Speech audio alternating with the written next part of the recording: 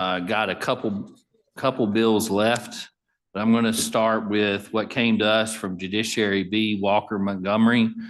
And Senator Williams is here. So that's House Bill 1126. I'd like to say a couple things about that bill. We heard it in Judiciary B today. It does have a reverse repealer.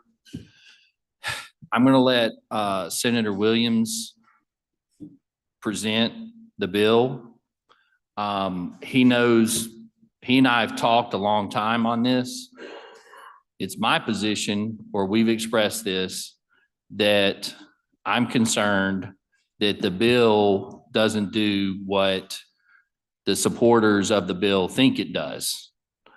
And Senator Williams and I have had that discussion. I think that at the end of the day, what this bill is doing is simply doing a injunction, which if you're trying to get to multi-billion-dollar corporations, having a bill that does an injunction doesn't accomplish that. Now, I understand where we are, and Senator Williams has worked really hard on this and will continue to do that. So I wanted him to speak on the bill, and it is before us, and I am calling it up for a vote. So, Senator Williams.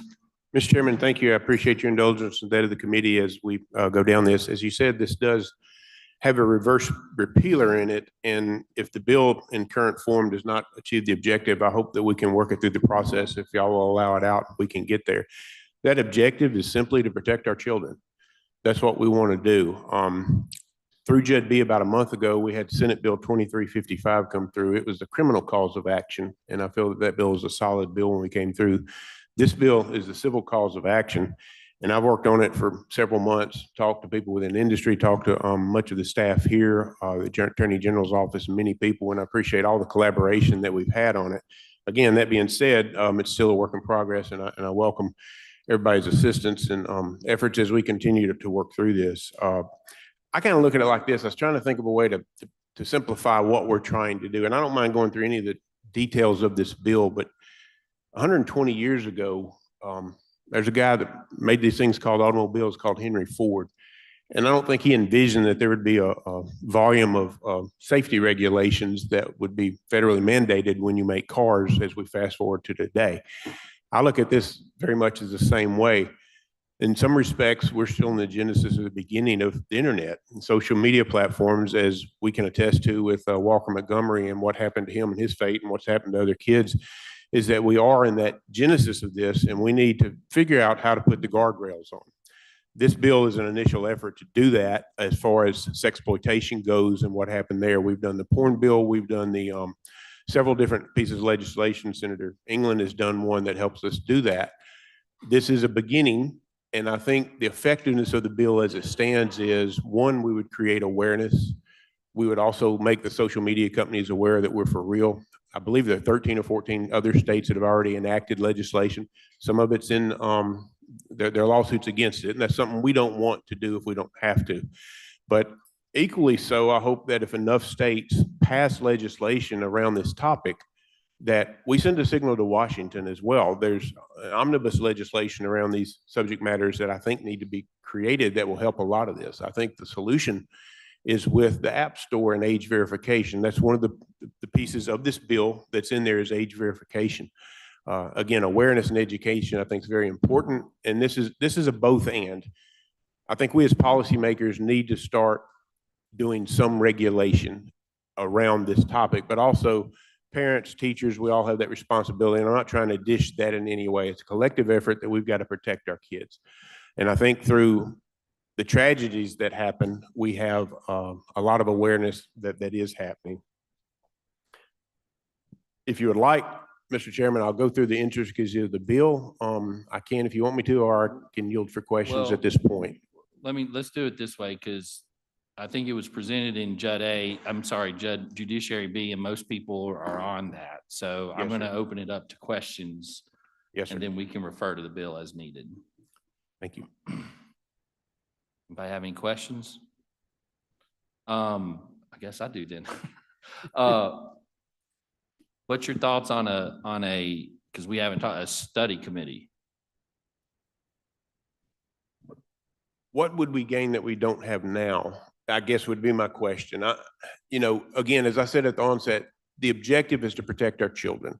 What mechanism, what means allows us to do that as quickly as we can is what I'm seeking. Well, okay, Is both and possible with that as well. We have the piece of legislation before us that in the form, there was an amendment added this morning that I think has created some concern with some that I've talked to.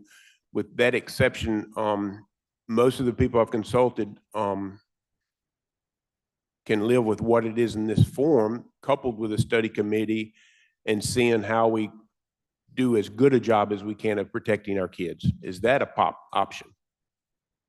I didn't understand your question. I'm sorry. We pass this bill Oh. and we do a study committee.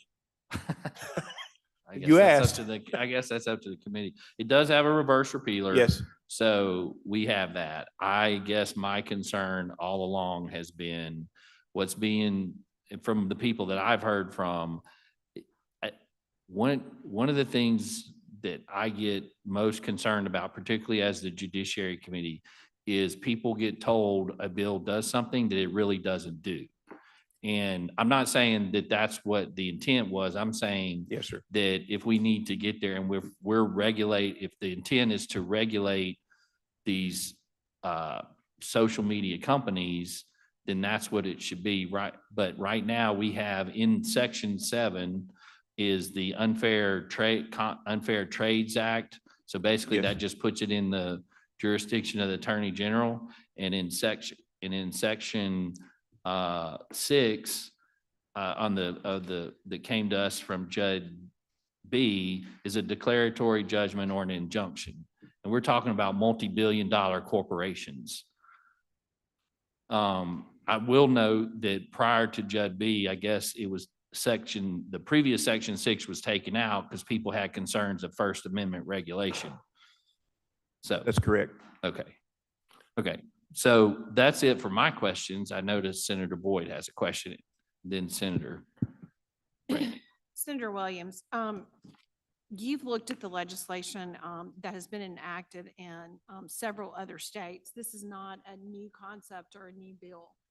Can you tell me what other states and what those general provisions have been? I know our neighboring state, Louisiana, has been very cutting edge in looking at a number of issues. I know we last year took their language and we enacted the porn verification bill. And that did have an immediate effect. Companies decided that they didn't want to do business, and that's okay. They didn't want to try to comply with the law that we had. So these age verification systems have been enacted around the country in numerous places. So can you kind of give us a sense of what's going on around the country? The bill that we've got in front of us is a combination of many different states. Louisiana's bill is one that we looked at. Age verification seems to be prevalent everywhere. When I started the process, I looked at Texas's bill. We backed up from some of their verbiage because they have specific manners in which the age verification occurs.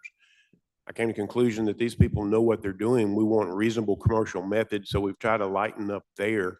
And if I may just speak a little bit to the chairman's comment of if the bill does not do enough, if we get it out of here and we get it through the floor, conference is about 2 weeks away. The next 2 weeks, I'll do everything I can to figure out how to put the meat that may not be in this bill right here in there and get it through. I mean, that's a very good point, because the last thing I want to do is a flash in the frying You've made pan. that representation, and I would state that's why we're here right now, is because you've been dogging this. So I appreciate you doing that. Senator Boyd, You've got some more questions. Okay. Yes. I think too, we're talking about technicalities as lawyers do, but we've forgotten the real purpose of why this legislation was brought forth. Can you speak to a little bit about why this legislation is here and why it is important for us today to forward this legislation? Well, the specific instance that happened with Walker Montgomery was that one night in 22 December, I think, or November, he got on a social media site, and over a 3-hour period, he disintegrated into where he took his own life, and different things happened with the people on the other side. And what we're here before, we dealt with the criminal aspect of that. The perpetrators, we've got that bill working. Hopefully it will become law and go to the governor's desk. But here, there is responsibility that lies in us to protect our kids. And that's what we're trying to do is, again, as I mentioned, put those guardrails in place, or at least to start establish those guardrails. As we know, technology is an ever fastly moving thing. Will we have to change this and be fluid with it? I think probably so. As we look at this space, as social media platforms develop, we need to continue to do that. Am I answering your question? Additional question. Senator Williams, I know that we looked at in regards to pornography, there's additional data that has come out from numerous psychiatric publications, psychology publications, of really the harmful effects on our youth when they really experience all the gamut that is out there for social media at an early age. And there's numerous studies, there's numerous things that we see across the country with this. Can you tell us a little bit about what you've looked at in regards to that?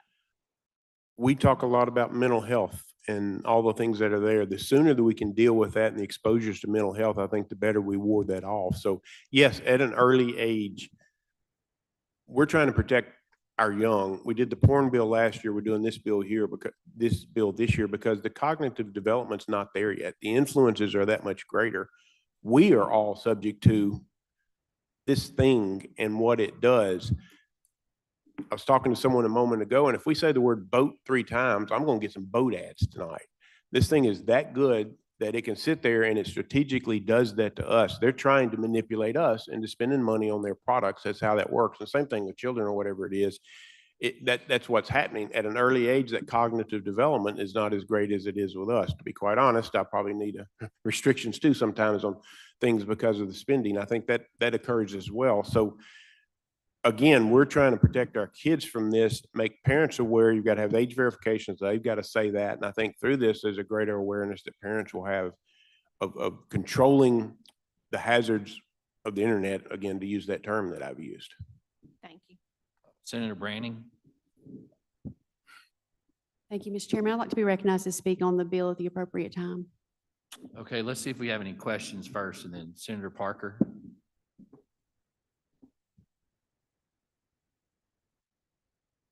Thank you, Mr. Chairman. I'm one of those unicorns on the committee that's not an attorney, and I'm not on Jud B. And so, but I do think I have a pretty firm understanding of the bill. And there was some reference made to, maybe it not being perhaps strong enough, or maybe it not being, or maybe it being too strong. But would you agree, Senator Williams, that, when we have an issue this important, sometimes the best thing we can do is act on it.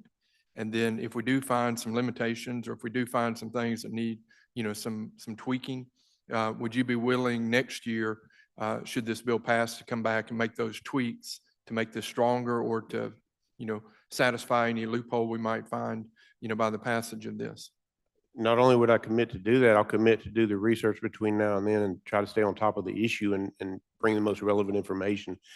As most of you know, I'm a data guy, and the more data that I can get together, I think the more accurately we can hit the bullseye. Yes, sir. And I thank you for just sharing a sheet with me when I came in that just kind of compares what you are proposing in this bill to what's being done in Georgia, Louisiana, Texas, Utah, for example, here. And I don't know what other states may be doing, but I do agree with you that to act is something that does send a message. And I think that is, do you agree, the message that we need to send at this time? Yes, sir. In my opinion, I think the lack of action, shame on us. The last thing I want to do is to leave this session and see where a child's taken their life. And if we didn't do anything, that's on us. Yeah. Thank you for your work on this very important issue. Okay, any other, Senator England?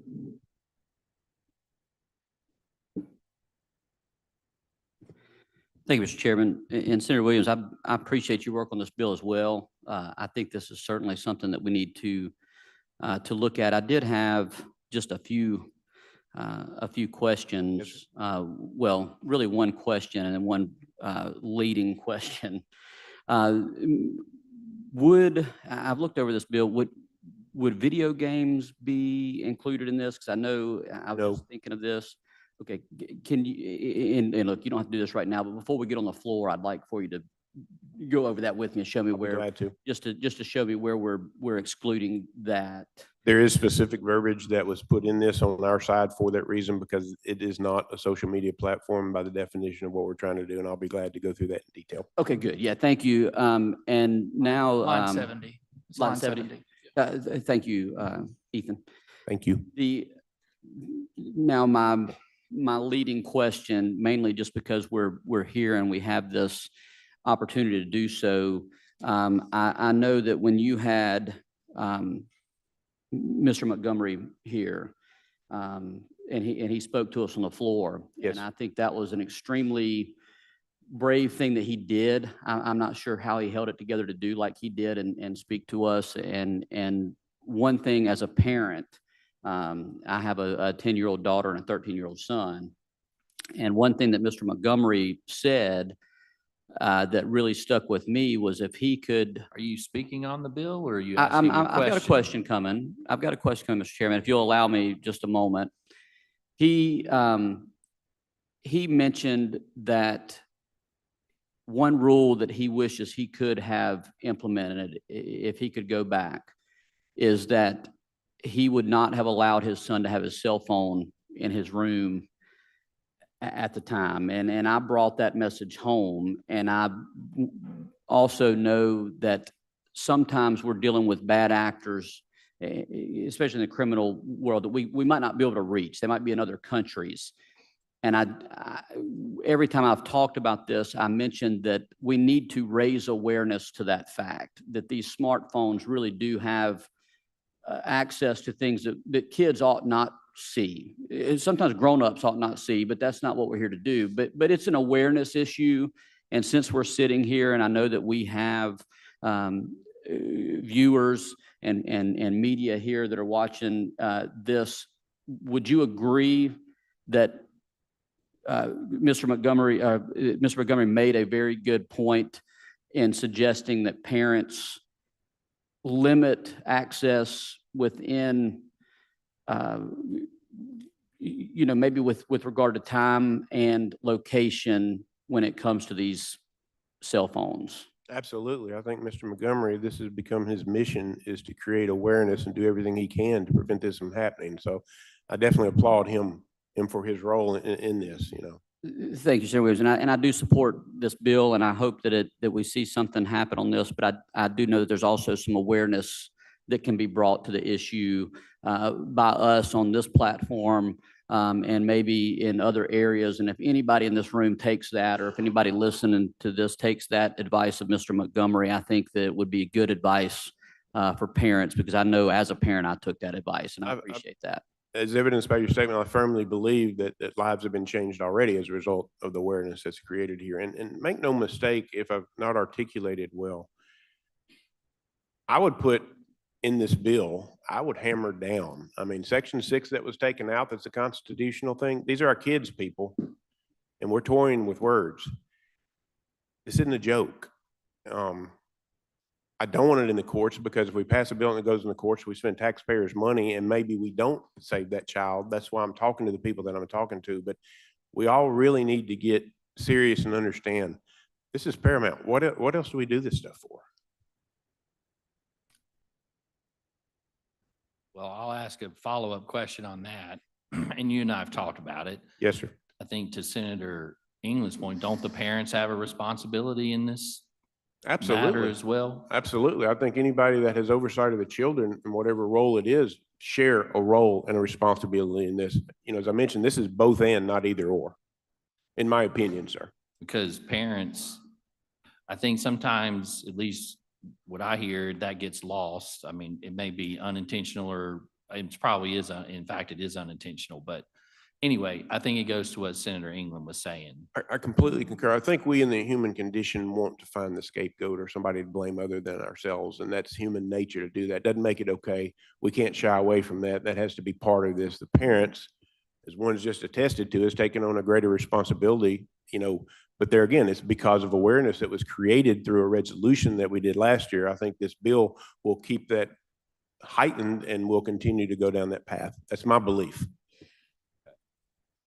Any other questions? All right. Do I have a motion? Oh, I'm sorry. Yes, Senator Branning wanted to speak on the bill. Thank you very much. Thank you, Mr. Chairman, for the opportunity. You all know that I have 3 teenage boys. And so these are my thoughts on this bill.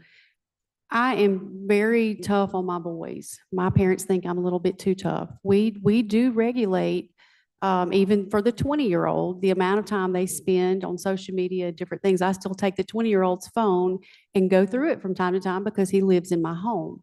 I do think that the parents have a lot of responsibility, but at the same time, I think that we have the opportunity to step in and help as well. I'm one of those that have the opinion that the government certainly does not have the answers to all of our problems in life. But this is a circumstance that I do think that we can lend a helping hand in an area that is just sort of getting away from us parents. As tough as I am, I don't catch everything when it comes to their cell phones and social media. So I just urge the committee, I know this bill may not be perfect, but I think that we need to keep it moving and continue to work on it. And I appreciate Senator Williams and all the work on the bill, and I'm happy to assist you going forward if we make it through this, out of this stage of the process. So I support the bill. Thank you, Mr. Chairman. Thank you, Senator Branning. Okay, we are on the strike all. I need, is there a motion to adopt the strike all? Senator Parker makes a motion to adopt the strike all. All in favor, say aye. All opposed? Okay, that carries. Now do we have a motion, title sufficient, do pass, strike all? That's the motion. All in favor, say aye. All opposed? All right, that carries. Thank you, Senator Williams. Appreciate it. Next, we're going to go to,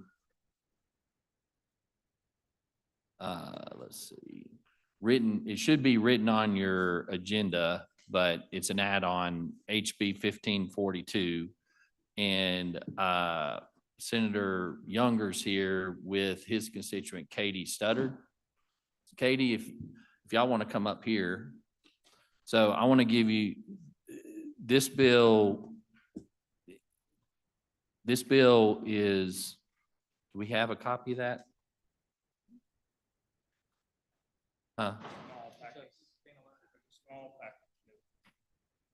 Okay, thank you. Yeah. So little bit for the benefit of the committee,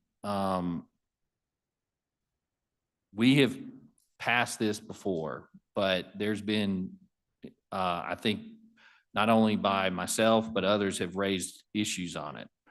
And the part being is, again, not sure that it's addressing what we want. That being said, with the help of Senator Younger, we met with Ms. Studdard this morning, and I wanted the committee to hear what she has to say. I'll just give you a little bit of background and then we'll fill it in. The bottom line is dealing with benefits from SSI. And I'll let her tell the story, but what has happened is that the federal government has denied having benefits because of in vitro fertilization. Now, the way the bill is written that's before you deals with inheritance. Ms. Studdard will tell you she's got her child who's her biological child, and as we all know as lawyers, they can inherit, her child can inherit from her. So that's where we are, and then I got some others. So Ms. Studdard, do you want to address the committee? Yeah. Okay. My name's Katie Studdard. So 8 years ago, I lost my husband from brain cancer. And in order to prepare for our future, we had to prepare or start the process of in vitro. Because I had some issues with my uterus that caused me to have 3 surgeries, I was not able to successfully get pregnant until 1.5 years after my husband passed away. With that being said, when my daughter received her Social Security card, we were told by the Social Security office to go and apply for survivor's benefits for Elise and for mother's benefits for myself, which I wasn't even aware existed. I just thought I was going for my child. And about 6 months passed, and we got a letter of denial from the Social Security office that said that I was not caring for a child of Chris McDeal's, nor was Elise a legal child of Chris's. So I went to a couple of different lawyers in my hometown of Columbus, and I was told that federally she's approved, but because of how state law reads on inheritance, that she is not considered a rightful heir because she was conceived after her father's death. You know, for me, it was just kind of a blow because, Ms. Studdard, I'll interrupt you Okay. right there because she was kind enough to provide a letter. So she apparently talked to a disability attorney and talked to another attorney, and she sent me a copy of what they stated, which, and I'll just read it here. It says in 2019, you received a denial letter from the SSA stating you weren't entitled to benefits because SSA claimed your child was, quote, not a child of Mr. McDeal. I don't know how that is, but that's what they state. And under current state law 9113, your daughter is not classified as a biological child of Chris McDeal. I simply will state, we all know is that, but that's what he said, right? yes, sir. Okay. I'm sorry, I just wanted to clarify that. Yes, sir. So it was, you know, I worked really hard caring for my husband as he battled brain cancer. I worked really hard to have my child. And then for her to be born and be denied by the state in which she resides, it was just really hard for me. And so I was told that law would have to change in order for her to be given her father's death benefits or survivor's benefits. And so that's why I'm here today. And here we are at session number 5, trying to get it done. And they presented, it was told that there were other states that have passed similar laws. I will note, like they presented Louisiana and Texas. I will simply quote the Texas law that looks to be passed in, I guess that was 2007. It states, if a spouse dies before the placement of eggs, sperm, or embryos, the deceased spouse is not a parent of the resulting child unless the deceased spouse consented in a record kept by a licensed physician that if assisted reproduction were to occur after death, the deceased spouse would be a parent of the child. And Alabama's is similar to that. So, and I know you've been working on it for 3-4 years. This is number 5. Okay. Anything else you want to say?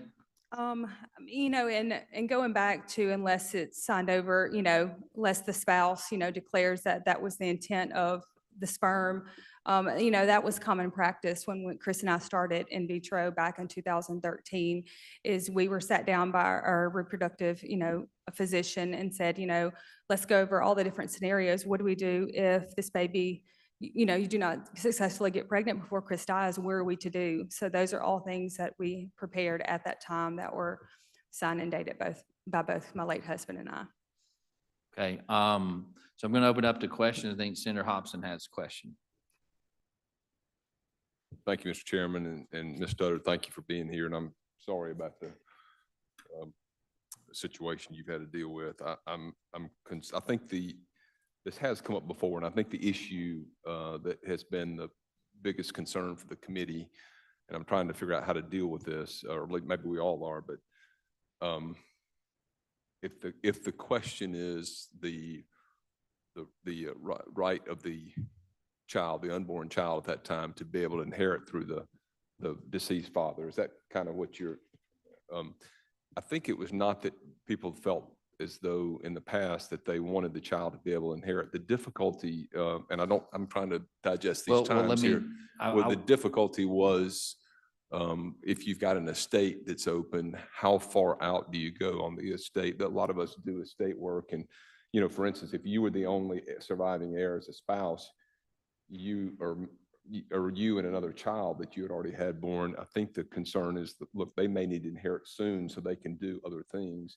And if you don't have enough time to get through that because you have the potential much further in the future to get another child that may be born in vitro, and I think most of us clearly support that, is how long would the estate have to be, remain open, or what can be done to protect the other heirs at law who would benefit otherwise in an estate?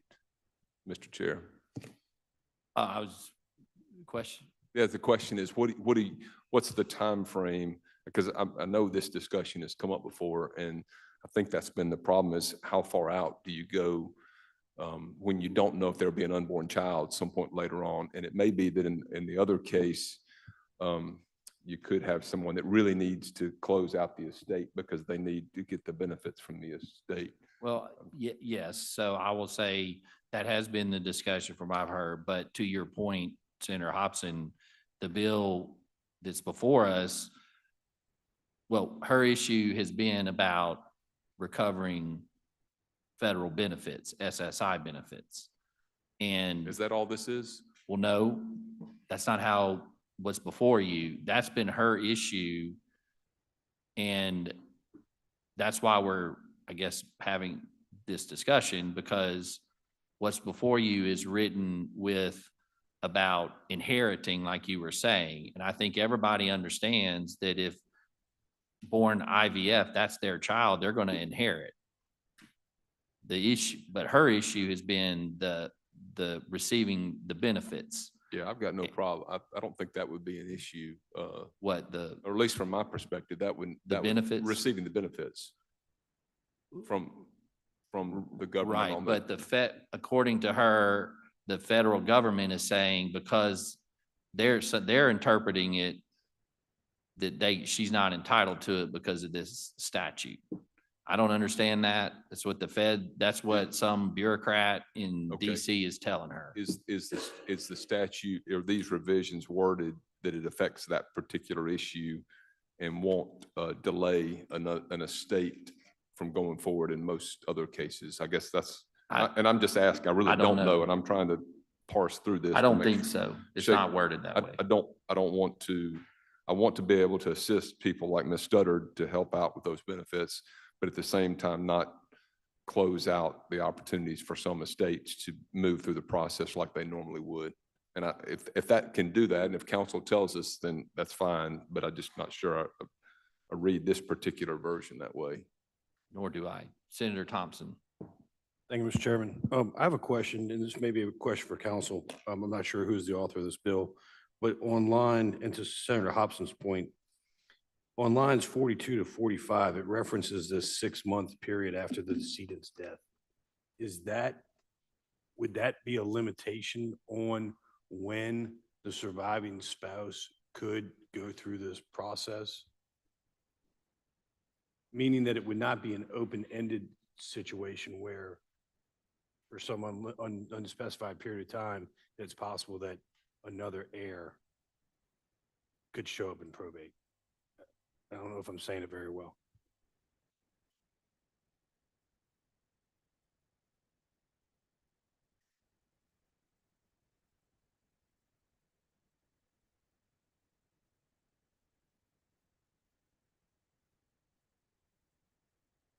Council's reading.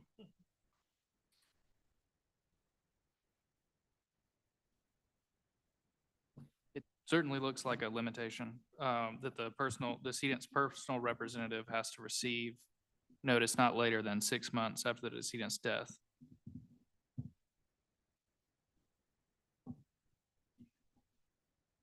So maybe we can look And at, then it follows with other qualifications, I and 2. 2 is where you get into the 45 months and the 36 months, but you have to notify the personal representative of the estate within not later than 6 months after the decedent's death. so under this language, the estate or the executor would have some notice that the surviving spouse intended to utilize those frozen embryos before administering the estate, I guess. If I may, Mr. Chair. Yep.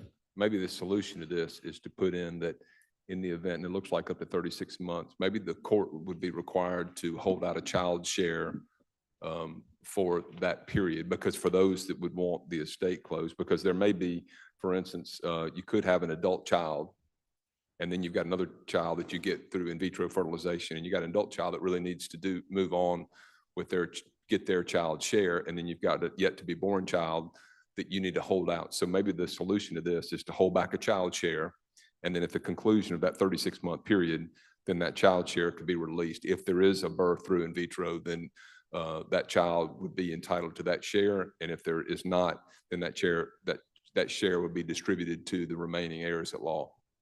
Would that cover the situation? I'm asking If my. you're asking if that's a friendly amendment, it certainly is. Well, I think I will offer it, but I would love for other attorneys. I know I do some of this work, I know and I think Senator others. McCon has a question. Yeah. I do. I'm afraid though that we're going to be opening the door for estates that sit out there and remain, like you say, to remain open.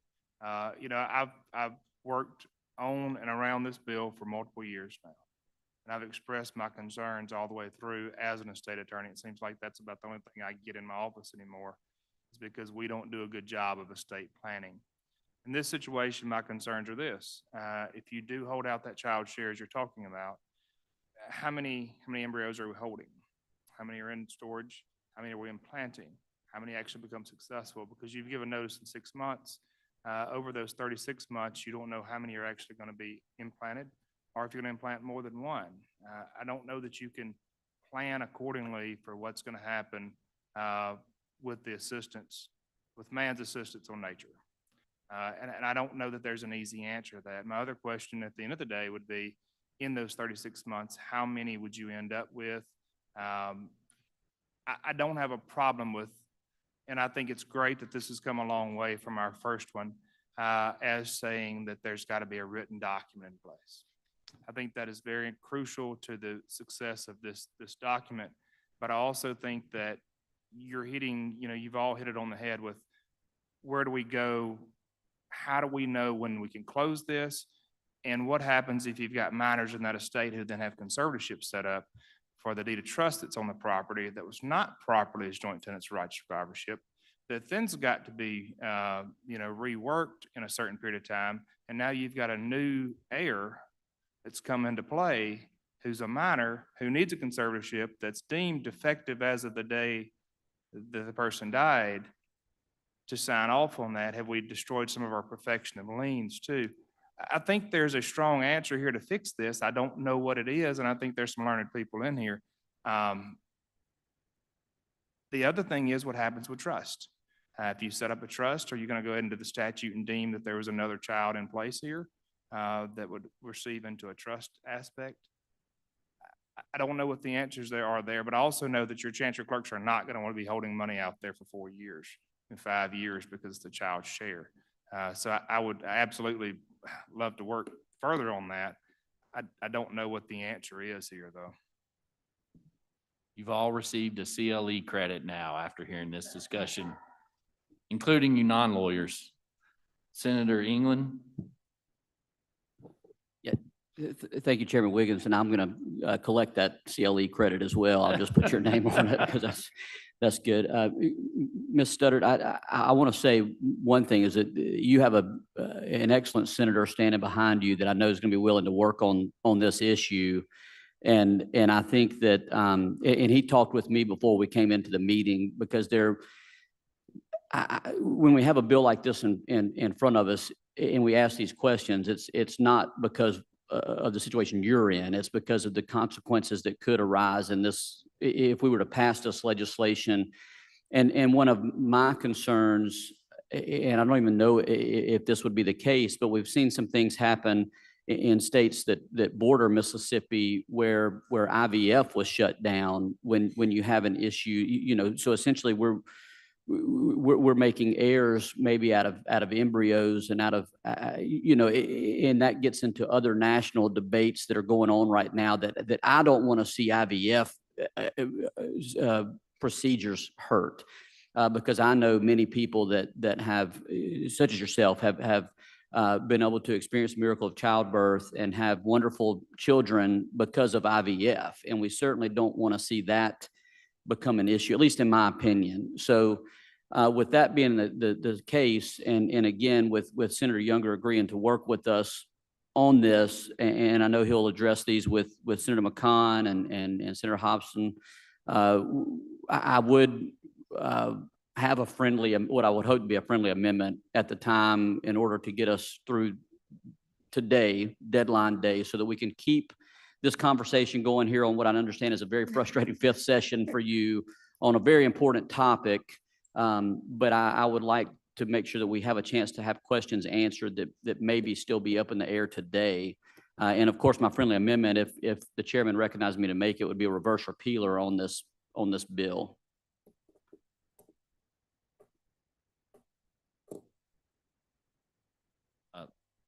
Senator Parker. So are there any other, okay, so the motion's been made on a reverse repealer. Okay, so we're on the reverse repealer. All in favor, say aye. Aye. All opposed? Okay, that carries. So the reverse repealer carries. So now we're back on the amended bill. Did you have a question? Yeah. Thank you, Mr. Chairman. And, I appreciate you being here also.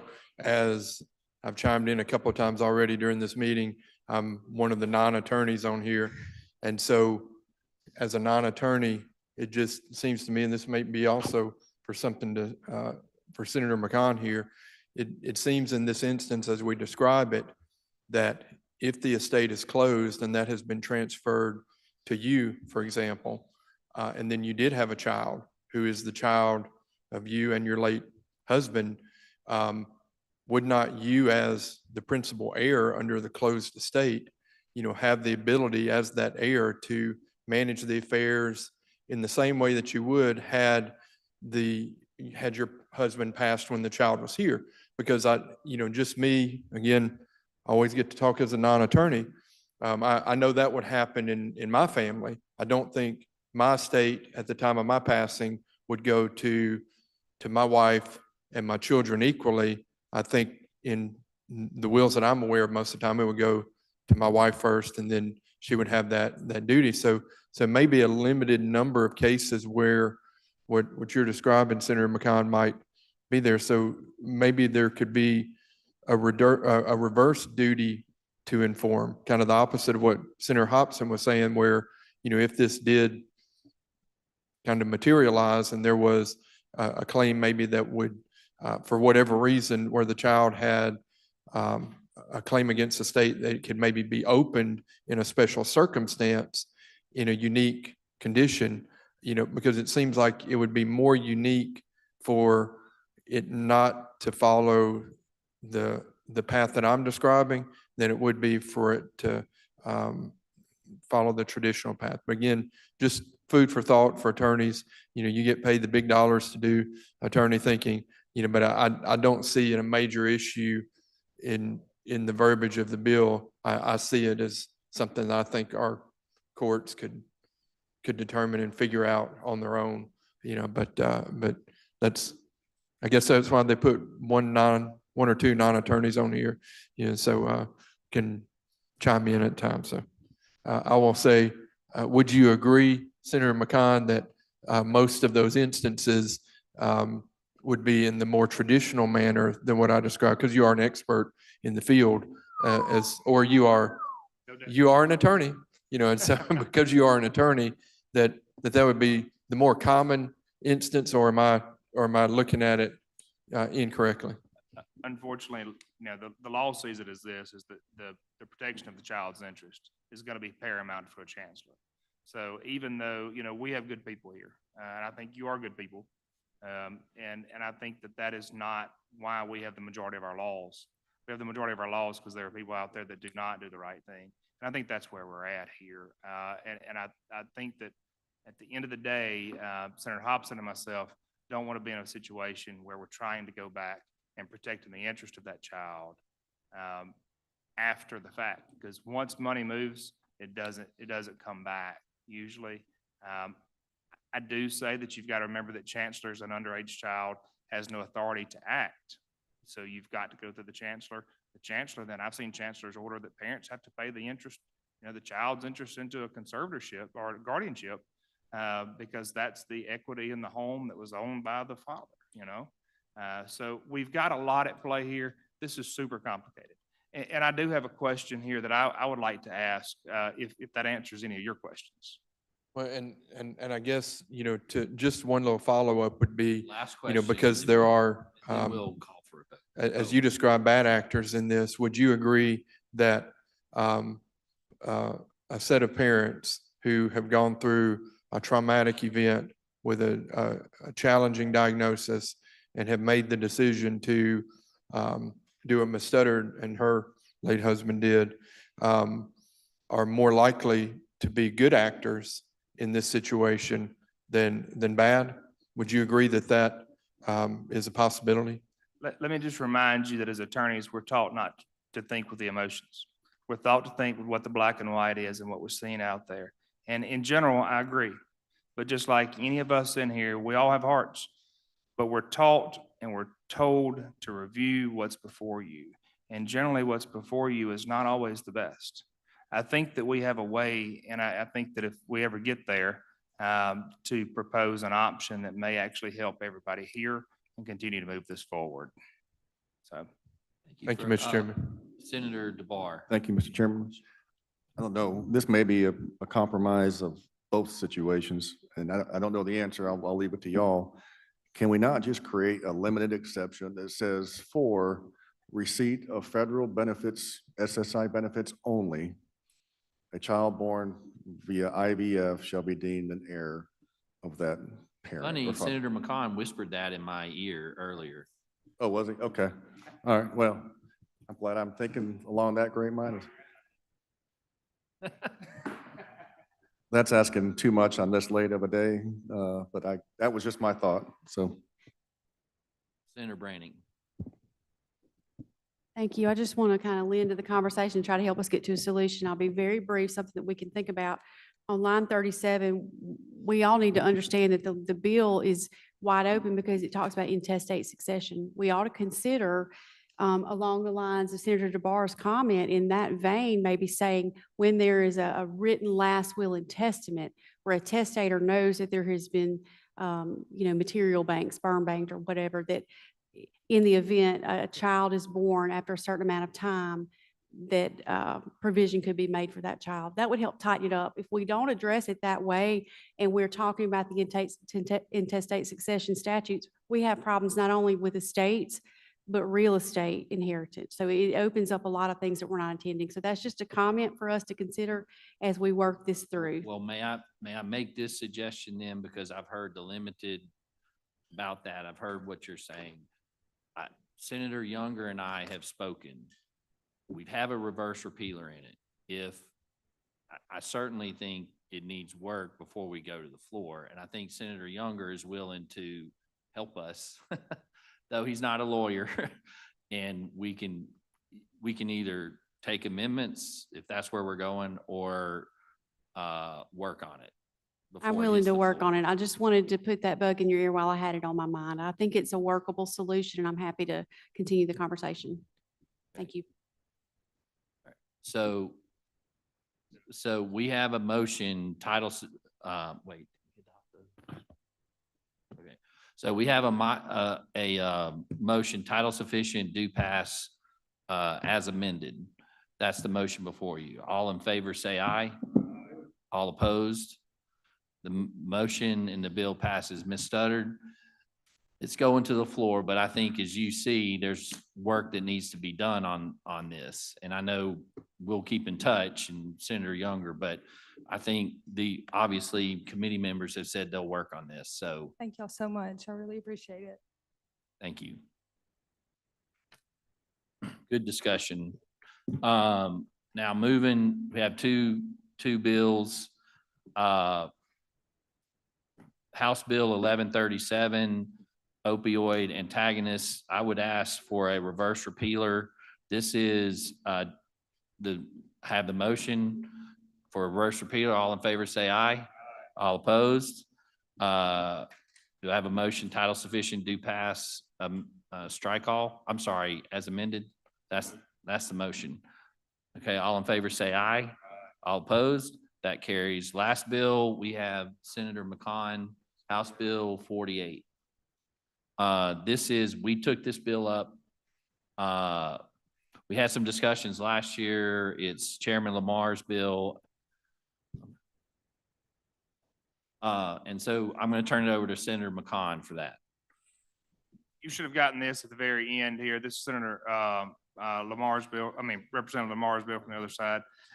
This is the subdivision bill where in the event you need, Senator Boyd need, in the event that there's not an actual homeowner association in place, how do you amend the restrictions and covenants that are on deeds within a subdivision that's an unplatted subdivision? This lays out a process for that. What's crucial in this bill is if you look at lines 150 through 152, it excludes an area that from which a municipality in which Yacht Club Drive and I-10 intersect. It's better known as Diamond Head, Mississippi. So that does exclude Diamond Head out of this. But the biggest thing is when there's a series of deeds done and they've got covenants on there that are not, that have no homeowner association and no way to amend those covenants in place, this provides a process. It has where all the owners have to come in. It lays out a vote, lays out that if the votes have to go to the chancellor, you can at least go to the chancellor and do it. So that's this bill right here. We've seen the majority of the language before. We've just seen the exception for Diamond Head put in there for sure. Any questions? Senator Hobson? Thank you, Mr. Chairman. Senator McCon, what's the definition of a residential subdivision? It's been platted. hope it's Does it in have there. to be platted in the courthouse? From my understanding, it doesn't even have to be platted. 17-123.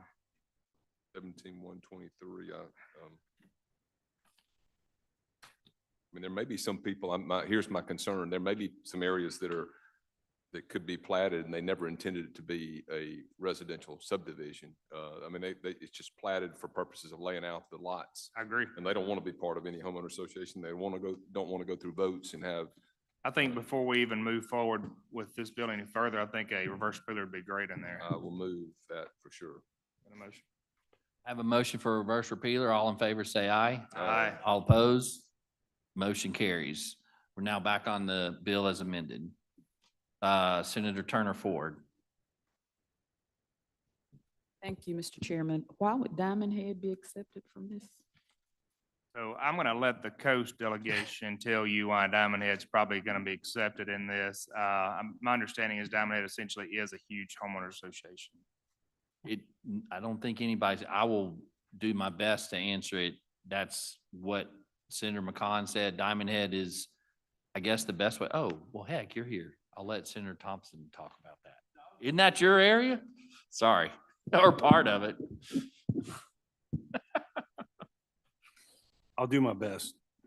My understanding is that the Diamond Head was never incorporated as a city. It was always in the county. But it existed when it was built like in the 60s, 70s. It existed and was held together by the POA that managed both POA property and then the individual lots in Diamond Head had deed covenants that obligated those homeowners to pay their dues to the POA, prop up the POA, and the POA managed basically the city. Sometime after Katrina, after 2005, the city incorporated. And when it incorporated, you had a municipal government that was in place that was overseeing the normal functions of municipal government.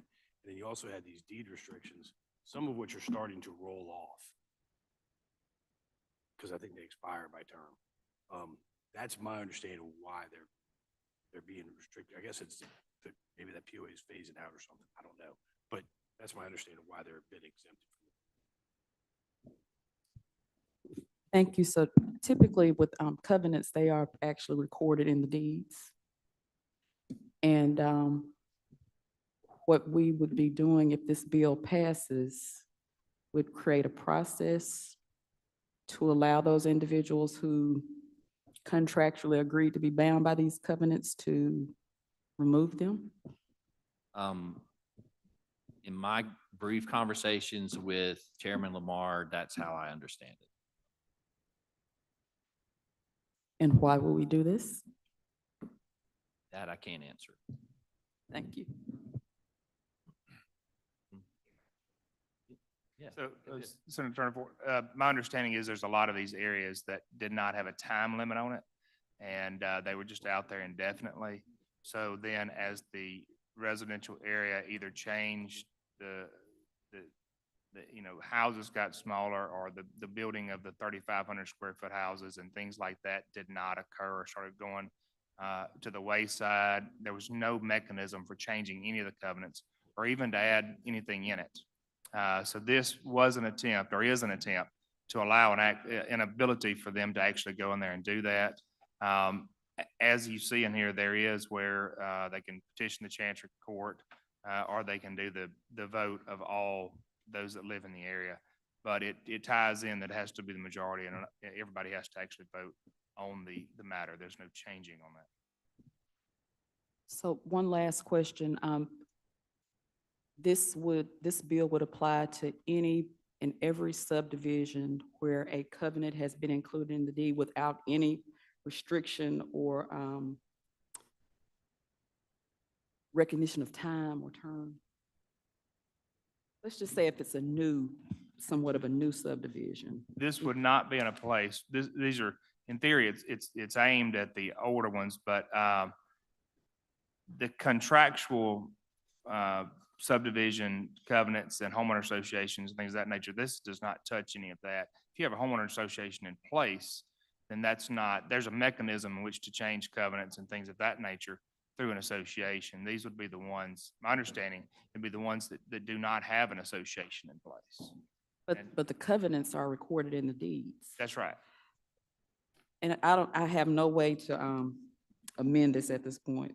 But my question is maybe if this is something that we actually should include some sort of limitation or restriction on the time that this could be applied. Well, we do have the reverse appealer, so we do have the opportunity to do that. So I'd be happy to hear that from you.